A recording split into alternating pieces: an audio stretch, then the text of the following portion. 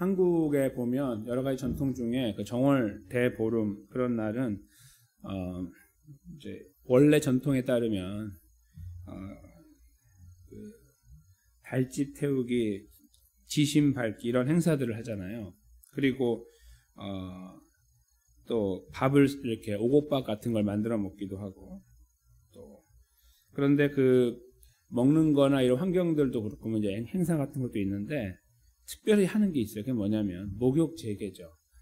원래 이제 저희 20세기나 21세기는 잘 하지 않았지만 원래는 하는 거가 이렇게 옛날에는 이렇게 목욕하는 게 굉장히 어려웠기 때문에 뭐 1년에 한 번 뭐 이렇게 하는 경우도 있잖아요. 뭐 한국 같은 경우 특별히 이제 그러니까 굉장히 오랜만에 하는 그런 날인데 하필이면 그날 하는 거예요. 왜냐하면 그날이 이제 중요하고 이런 행사를 하면서 그 이제 미신이라고도 하고 그 무속 신앙이라고도 하는데 이제 이런 과정을 지나면 잡기가 떠나고 근데 1년이 앞으로 1년이 복될 것이다 이렇게 이제 생각하는 거예요. 그래서 그러한 마음으로 하는 건데 사실은 이제 무속 신앙이고 미신이죠.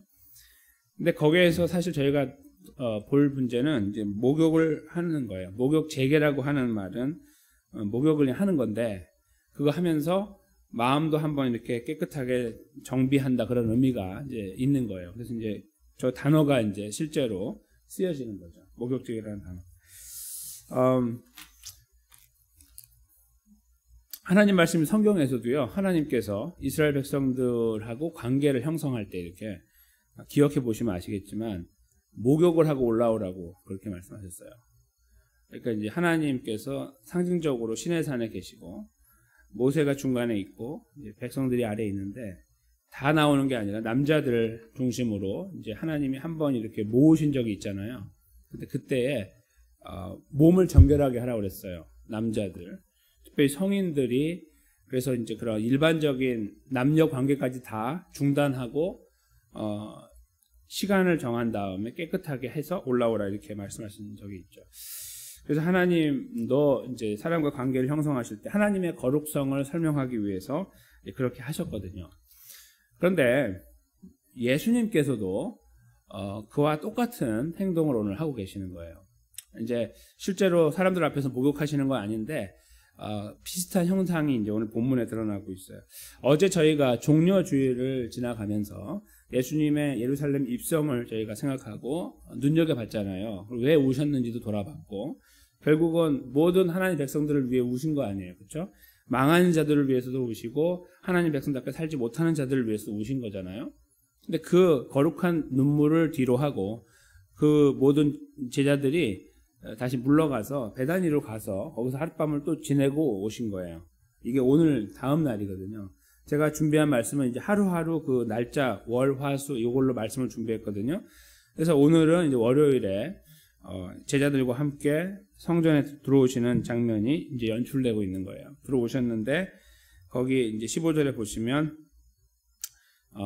성전 안에 매매하는 자들이 있었는데 이것은 평소의 현상은 아니고 이런 명절 때 일어나는 현상이에요. 특별히 이제 이스라엘에서 가장 큰 명절인 6월절에 이제 어제 말씀드린 것처럼 약 270만 명 정도의 사람이 몰린다고 가정할 때 그 수많은 사람들이 이 자기의 죄를 위해서 제사를 드려야 되는 그런 시간들을 감당할 수가 없으므로 가져올 수가 없잖아요. 자기 하나 오는 것도 힘든데 그래서 그걸 돈을 가지고 와서 거기서 물건을 산단 말이에요. 그 시스템은 예수님이 하라고 해서 하고 하지 말라고 해서 안 하는 게 아니라 그럴 수밖에 없는 상황이에요. 그걸 지키려면. 하나님도 알고 계시는 거예요. 그 상황 자체를. 그 상황 자체에 대해서 예수님도 한 번도 지적하지 않으셨는데 오늘 유독 갑자기 여기 이제 15절에 이제 예수님 돌아가시려고 하는 주간이잖아요. 그때 갑자기 이런 일을 하시는 거예요. 그 내용을 잠깐 보시면 매매하는 자들을 내어 쫓았어요. 거기 지금 본인들 이익을 위해서 있는 것도 맞지만 본인들이 없으면 이 진행이 안 돼요. 6월절이. 꼭 있어야 되는 사람들이라고요. 당시에. 오늘날로 바꾸면 이제 뭐 헌금을 저희가 이제 인터넷으로 온라인으로 보내잖아요. 헌금을. 이 옛날에는 캐시로 현금을 했다. 요즘에 수표 쓰고 다 쓰면 안 되는 거예요. 원래. 그렇게 이렇게 따지면 그렇죠? 이거 하면 다 제물로 딱 드려야지. 빳빳한 지폐로 하나님께 드려야지. 어떻게 감히 수표를 씁니까? 어떻게 감히 크레딧 카드로 합니까? 헌금을 어떻게 인터넷으로 보냅니까? 안 되는 거죠. 근데 지금 하잖아요. 같은 스토리예요. 그래서 원래는 그 문제가 큰 문제로 여겨질 필요가 없는데 예수님이 이걸 보고서 오늘 갑자기 막 이렇게 하신 거예요. 매매하는 자들을 내어 쫓고 돈 바꾸는 자들과 상과 비둘기 파는 자들의 의자를 다 둘러 엎었어요. 그러니까 그 안에 막 난리가 난 거예요. 한 분이 막 다니면서 그러니까 물론 예수님의 옆에 보디가드처럼 12명과 또 많은 사람이 따라다녔겠죠. 막 이렇게. 그러니까 누가 막아내기도 어렵고 막 이 누구지 갑자기 막 하면서 막 혼란 가운데 있는 거예요. 그리고 16절에 보면 아무나 기구를 가지고 성전 안으로 지나다니면 허용치 않았어요. 사람들이 갑자기 막 혼란이 된 거죠. 지금 막 굉장히 급한 시간들인데 하루하루가 갑자기 누가 등장해가지고 막 이렇게 난리를 막 치고 있는 거예요. 성전 안에서. 그러면서 이 모든 행동을 마치신 다음에 아마 시간이 오래 걸렸을 거예요. 다니면서 막 하니까 사람들 저지하고 막 거기다 막 온통 막 소란이 막 일어난 다음에 예수님께서 말씀하시는 거죠. 기록된 바 17절인데요. 내 집은 만민의 기도하는 집이라 칭함을 받으리라 하지 아니하였느냐. 너희는 강도의 구려를 만들었도다. 이렇게 말씀하셨어요. 여기 말씀하고 있는 만민의 기도하는 집이라고 하는 말은 이사야 56장 7절에 나와 있는 말씀이에요. 그 말씀을 인용해서 내 집, 하나님의 집, 또 성전은 기도하는 집이다 이렇게 말씀하셔서 이런 일을 하면 안 된다라고 말씀하신 거예요. 이렇게. 그러니까 한편으로 보면은 그렇게 해야만 되는 상황인데 예수님이 굳이 이렇게 해서 어떤 원칙을 설명하심으로 하여 뭔가 말씀하고 싶으신 게 있는 거죠. 이 원칙을 통해서. 이제 그 내용을 저희가 찾아보기 전에 말씀을 먼저 마무리하겠습니다. 18절에 가시면 대제사장과 서기관들이 이것을 들었어요. 거기에서 그런 일이 벌어졌다는 걸 듣고 예수를 어떻게 멸할까 하고 꾀했다. 그리고 정확하게 수요일 정도에 가룟 유다를 만나죠. 가룟 유다하고 거래가 이제 그날 이루어져요. 근데 이제 오늘 월요일이니까 이틀 후에 이제 그 일이 이루어지는데 오늘 일단 그들이 막 아주 그냥 화가 막 치밀어 오르는 상황이 된 거예요. 18절에 보면. 그래서 어떻게 멸할까 하고 꾀하니 이는 무리가 다 그의 교훈을 기이 여김으로 그를 두려워했다. 참 희한한 현상이죠. 왜냐하면 예수님이 원래 예루살렘에서 정통한 분이 아니에요. 저쪽에 변두리에 살던 분이거든요. 저 시골 마을 저 위에 갈릴리 쪽에 계시던 분이 내려왔는데 소문이 다 퍼졌잖아요. 근데 그분을 실제로 봤기 때문에 그런 건지 아니면 어제 그 엄청난 그 행진이 있었기 때문에 그런 건지 몰라요. 그렇지만 사람들이 여러 가지 이유 때문에 예수님을 기이 여겼다. 그 교훈을. 그래서 두려워하여 실제로 정리가 됐다라는 의미가 있는 거예요. 그러니까 나가라고 하니까 다 나간 거예요. 이렇게. 다음날 다시 왔는지 모르지만 왔겠죠. 다 와야 돼요. 와야만 할 수 있어요. 그러니까 이제 그거는 이제 근데 당시 현상에서는 벗어났다. 이렇게 저희가 볼 수 있고 그 일을 하루 종일 하신 거예요. 보면. 왜냐하면 그거 끝나고 19절에 매양 저물매 해가 저물어 그날 해가 내려가니까 성 밖으로 나갔다. 다시 베다니로 가요. 자러 주무시러. 그렇게 가셨거든요. 그러니까 언제 오셨는지 모르지만 오셨을 때부터 가실 때까지 이 일을 계속 하신 거다. 이렇게 보시면 되겠습니다. 왜 이렇게 하셨는가? 제가 이제 설명을 드리면 목욕을 재개하신 거예요. 예수님이 이게. 왜냐하면 성전 자체는 만민이 기도하는 집이라는 표현처럼 어떤 예배가 있고 당시 예배라고 하지 않고 제사라고 했지만 그것이 있는 곳이고 당시에는 조금 다르게 또 말씀을 가르치는 곳이기도 했지만 더 분명한 의미는 성전은 예수님을 가리키는 거예요. 예수님의 몸, 그것을 가리킨단 말이죠. 옛날부터. 실제로 성막 자체가 그것을 저희에게 증거하고 있기 때문에 그런데요. 예수님이 이 땅에 오실 때부터 한번 생각해 보세요. 예수님 어떻게 오셨죠? 예수님은 동정녀의 몸을 통해서 오셨어요. 그러니까 인간의 그런 이 과정을 통해 남자와 여자의 과정을 통해서 오지 않고 처녀의 몸을 통해서 오신 거예요. 그것은 예수 그리스도가 죄가 없으심을 증명하는 과정이에요. 그렇지 않았으면은 예수님은 우리의 구원자가 되실 수 없거든요. 아무리 하나님이라고 해도 논리가 맞지 않는 거예요.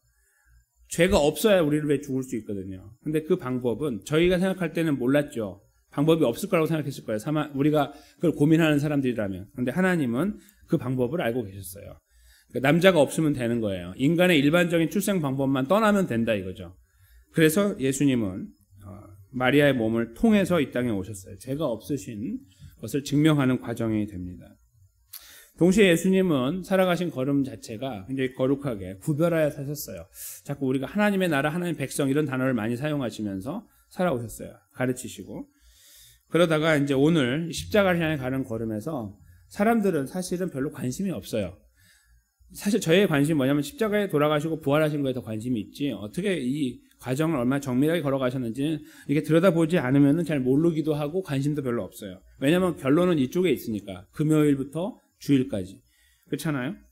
근데 예수님은 그 사람들의 이 시선에 의존하거나 의식하지 않고 걸어가신 거예요. 그게 바로 오늘 걸음인데, 이 성전을 정결하게, 청결하게 하시는 과정을 통해서 예수님의 몸 스스로를 정결하게 하는, 마치 목욕을 제기하는 것 같은 행동을 하신 거예요.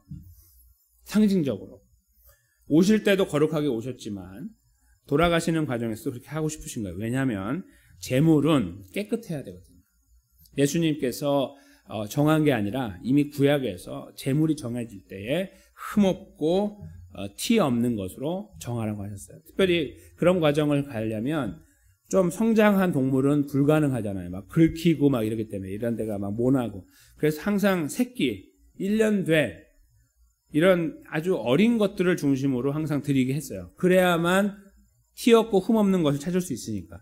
그게 제물의 조건이었거든요. 예수님은 그것을 알고 계시죠. 예수님이 정하신 거니까, 하나님으로서. 그러니까 그 과정에서 예수님 자신의 몸을 그렇게 만들어 나가는 것을 상징적으로 보이기 원하신 거예요. 나는 더러운 몸으로 너희를 위해 십자가에 달리는 게 아니고 나는 아주 깨끗하게 정비된 몸으로 십자가에 달린다. 이것을 말씀하고 싶으신 거예요. 그래서 첫날 목욕 제기를 하셨다, 이렇게 볼 수 있는 거죠. 예수님은 실제로 본인의 몸이 성전이라는 것을 말씀하신 적이 있는데요. 바로 요한복음 2장 19절이에요. 19절부터 21절인데요. 이런 말씀하셨죠. 성전을 헐어라, 이렇게 말했어요. 그러면 내가 사흘 만에 다시 짓겠다. 그러니까 사람들이 비웃었죠. 이게 지금 이 시간이 46년 걸렸는데 무슨 헛소리요? 이렇게 말할 때 그 해석이 달려요. 그 뒤에 하나님 요한을 통해 주신 해석인데 뭐냐면, 예수는 성전된 자기 육체를 가리켜 말씀하신 것이라, 이렇게 말씀하시죠. 즉 여기에서 지금 성전을 이렇게 정비하는 과정은 예수님 다 알고 계시는데 굳이 이 과정을 한번 지나가신 이유는, 이 과정을 통해서 예수님 스스로가 온전한 제물로서 준비가 완료됐다는 것을 이 온 천하에 나타내기 원하셨던 겁니다. 그래서 목욕 제기의 과정을 걸어가시는 것처럼 하나님 백성을 정결하게 하기 위해서 스스로가 정결하게 오셨고, 그리고 정결한 제물로 준비되셨고, 이제 ready to go, 십자가를 향해 갈 준비를 마치셨음을 온 천하에, 특별히 하나님 백성인 저희들에게 알려주고 계시는 것이다. 그런 말씀입니다. 이 과정의 끝자락을 저희가 알고 있습니다. 저희는 잘 해석하지 못하고 그런가 보다 했는데, 깊이 들어보다 보면 들여다 볼수록 드러나는 예수님의 아주 정밀하고 세심하고 세밀한 걸음, 얼마나 이렇게 세밀하게 하나하나 챙기시며 걸어가셨는지, 이것을 제가 보면서 박수를 치게 되는데, 그 목적은 바로 에베소서 5장 26절, 27절에 나와 있습니다. 화면에 나와 있는 말씀을 저희가 한 목소리로 읽고 말씀을 마치겠습니다. 에베소서 5장 26절에서 27절입니다. 시작. 이는 곧 물로 씻어 말씀으로 깨끗하게 하사 거룩하게 하시고 자기 앞에 영광스러운 교회로 세우사 티나 주림 잡힌 것이나 이런 것들이 없이 거룩하고 흠이 없게 하려 하심이니라. 아멘. 왜 그렇게 목욕제기 하셨습니까? 첫째는 이런 정결한 제물이라는 것을 분명하게 드러내기 위한 상징이었고, 그렇게 돌아가셔야만 우리가 바라볼 수 있는 정결함을 다시 알 수 있어요. 왜 저렇게 했냐면 우리를 정결하게 하셨고, 그 정결함에 정말 가치가 있는 거예요. 정결한 제물이 우리를 위해 돌아가심으로 우리가 정결하게 됐다는 거죠. 그러므로 저희가 이 말씀을 통해서 알게 되는 것은 감사가 있고, 첫째로는 반응은 감사죠. 그런 다음에 둘째로는 이 감사를 가지고 정말 저렇게 구별된 자리에 흠없고 거룩하고 흠없게 우리를 세우신 그 자리에 우리가 잘 서 있는가를 돌아볼 필요를 느낍니다. 그냥 그 자리에 이름만 갖고 서 있는 것이 아닌가, 우리가 그 자리에 있음에 대한 감사와 가치를 알아서 그 자리에 서려고 하는 노력들과 힘을 다 하고 있는가를 오늘 고난주일 주간 첫날에 이 말씀과 더불어 고민해 봐야 되는 부분이 아닌가 생각합니다. 그것은 저희의 능력과 노력으로가 아니라 우리와 이 과정을 지나 우리와 연합하시고 성령님을 통해 우리와 함께하고 계시는 예수 그리스도를 의지할 때 우리 안에서 풍성하게 이루어질 것입니다. 사랑하는 성도 여러분, 이번 한 주간을 제가 예수님의 고난과 생각하며 걸어가실 것인데, 특별히 오늘 들으실 이 말씀을 바탕으로 우리를 위해서 저 정밀한 과정을 지나가신 예수님, 하나하나 사람들은 신경 쓰지 않는 걸음 속에 예수님 혼자 집중하며 걸어가셨던 저 아름다운 걸음을 깊이 묵상했으면 좋겠습니다. 왜요? 우리같이 연약한 자를 살리시기 위해서, 우리같이 더럽고 추악한 자를 거룩하고 흠없는 자로 만드시기 위해서 말이죠. 저 아름다운 사랑의 역사에 자리를 경험하고 누리고 다시 그 안에 더 힘있게 세워지게 되는 성도님들과 저의 삶 되시기를 주님의 이름으로 간절히 축원합니다.